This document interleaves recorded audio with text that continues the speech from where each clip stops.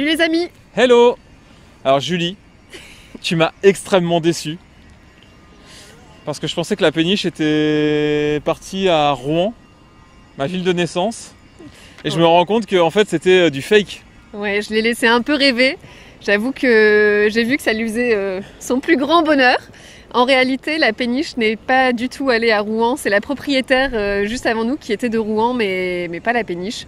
Les quelques années qu'elle a passées dans un cimetière de péniche, c'était à Tourotte, près de Compiègne. Et ensuite, elle est allée à Ailly-sur-Somme, près de Amiens, où elle a commencé son activité de gîte. Donc, désolée, petite erreur dans la vidéo d'avant. Je vais avoir extrêmement de mal à m'en remettre. Ensuite, qu'est-ce qu'on vous raconte? On vous raconte que les travaux continuent et que, voilà, vous pouvez voir, voilà, hop, Julie, voilà, il y a du monde qui travaille sur la péniche.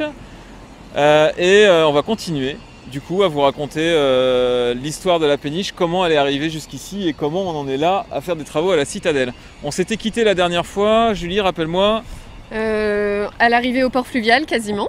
On avait commencé à vous évoquer la suite avec la découpe des cloisons, mais on va d'abord vous refaire une petite arrivée en images de la péniche avec les mariniers, le couple de mariniers que vous pouvez découvrir sur cette vidéo. Ils étaient trop chouettes, trop sympas. Jean-Pierre et son épouse. Voilà.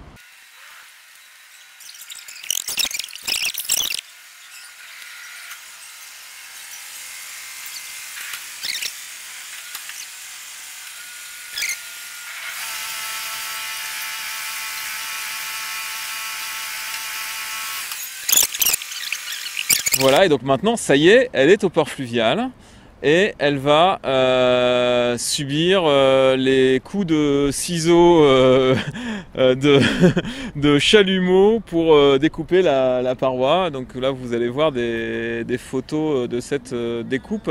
Et peut-être avant de découper, on avait mis en place un truc pour faire un peu du rangement. Ouais, on a fait un achat un peu auquel on ne s'attendait pas. On a dû acheter un container. Il se passe plein de choses dans le projet du bus magique. On fait plein de trucs auxquels on ne s'attend pas. Pourquoi t'achètes jamais de container? Moi, j'en achète un tous les jours. Donc on s'est fait livrer un container. Et on s'est fait le 16 juin une journée déblayage avec les bénévoles pour enlever tout ce qui restait dans la cale. Histoire de pouvoir déblayer le plancher et d'avoir une belle cale, de belles cuves prêtes à être découpées. Ouais, alors là elle était complètement vide du coup la péniche, parce que la découpe ça rigole pas. Et donc là vous allez pouvoir voir sur les photos effectivement le travail de découpe et puis les magnifiques flammes que tout ça faisait. Donc ça a duré pendant 15 jours, c'est la société SMPS Pro qui nous a fait ça. Et donc la péniche elle a subi un petit régime, elle a perdu un peu de poids. Quelques tonnes, ouais, voilà. C'est clair. Et puis après, elle était toute prête pour qu'on puisse commencer à la gratouiller. Et là, ça a été la suite de l'histoire. Ce qu'on ne vous dit pas, c'est que quand même, on s'est un peu planté sur les zones à découper, qu'on est allé un peu vite et qu'on a découpé certains poteaux qui soutiennent la structure alors qu'on n'aurait pas dû. On a eu des bons petits coups de stress. Ça s'est résolu, mais... Ouais. En fait, ça va super vite, on s'attend à ce que ce soit compliqué et puis tu as à peine dit au gars, ouais c'est bon, le poteau tu peux le découper. Tu te retournes et là tu revérifies sur le plan, tu te rends compte que finalement non, c'était pas celui-là et il est trop tard, le poteau est déjà par terre. Donc, et ce qui est assez ouf quand même, parce que on va essayer de vous mettre un peu d'image là-dessus, c'est le bruit que ça fait. Alors déjà c'est des étincelles de partout, dit bon au chalumeau, Ouais. Et c'est des étincelles de ouf, ça fait des geysers un peu comme si vous avez déjà vu le volcan en éruption à La Réunion, ça donne un peu ça. En fait notre péniche c'était le piton de la fournaise. C'est ça. Et alors quand ça tombe, quand la plaque d'acier tombe au fond de la péniche, ça fait un bruit et tout se met à trembler. On a l'impression que c'est Godzilla qui arrive, quoi. Ouais, tranquille quoi. Enfin un chantier normal, tout va bien. Comme on fait tous les jours. Et ce qu'on vous dit pas aussi, c'est que avant d'être découpée, notre péniche elle a fait un petit tour à Lille, elle s'est montrée aux Lillois. Toute toute encore entière avant qu'on lui fasse cette cure de régime pour une manifestation qui s'appelle le Quai des Artistes. C'était sa toute première sortie du port fluvial et c'était la première fois qu'elle était montrée au public. Pour nous, c'était un gros moment, enfin vraiment c'était hyper important.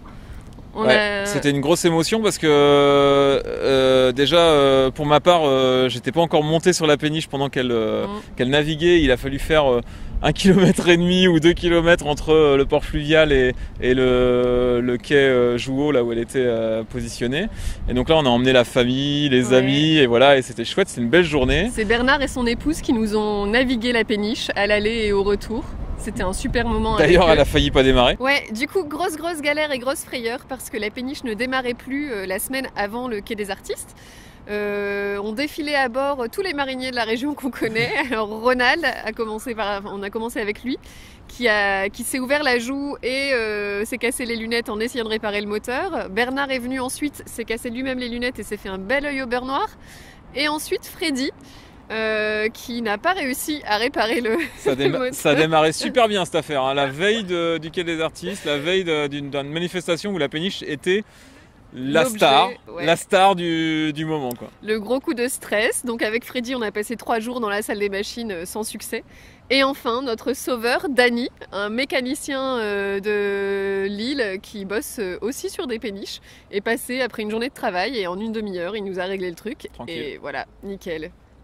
Super. Et donc du coup, cette péniche, notre péniche a pu honorer l'invitation du quai des artistes juste à temps. Ce qui était un grand moment, puisque du coup, elle servait de scène pour les artistes, elle servait aussi de zone d'expression pour des graffeurs. Ouais, on était super fiers de voir tous ces artistes défiler sur la péniche. Il y a eu un concert électro, il y a eu des percussions, il y a eu du rock.